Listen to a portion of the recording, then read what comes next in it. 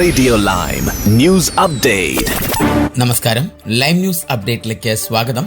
വാർത്തകളുമായി അരുൺ. യുകെയിൽ വരുന്ന ചൊവ്വാഴ്ച ജൂൺ മാസത്തിലെ ഏറ്റവും ചൂടേറിയ ദിനം അനുഭവപ്പെടാൻ സാധ്യതയുണ്ടെന്ന് മെറ്റ് ഓഫീസ് കാലാവസ്ഥാ നിരീക്ഷണ കേന്ദ്രം അറിയിക്കുന്നു. താപനില 35 ഡിഗ്രി സെൽഷ്യസിന് മുകളിൽ ഉയരുമെന്നാണ് പ്രവചിക്കപ്പെടുന്നത്. ആഴ്ചയുടെ മധ്യത്തോടെ ചൂട് വർദ്ധിക്കും. 40 ഡിഗ്രി സെൽഷ്യസ് വരെ എത്താൻ സാധ്യതയുണ്ട്. യുകെയിലെ ഇതുവരെയുള്ള ഏറ്റവും ഉയർന്ന താപനിലയേക്കാൾ 1 ഡിഗ്രി സെൽഷ്യസിൽ താഴെ.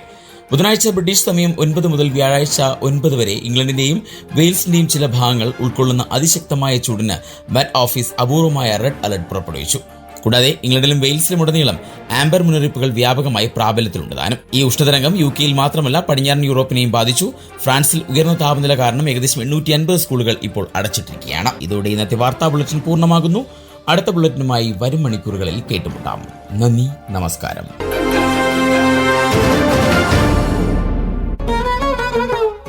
കൂടുതൽ വാർത്തകൾക്കും വിശേഷങ്ങൾക്കുമായി റേഡിയോ ലൈം ആപ്പ് ഡൗൺലോഡ് ചെയ്യൂ. പ്ലേ സ്റ്റോറിൽ നിന്നും ആപ്പ് സ്റ്റോറിൽ നിന്നും.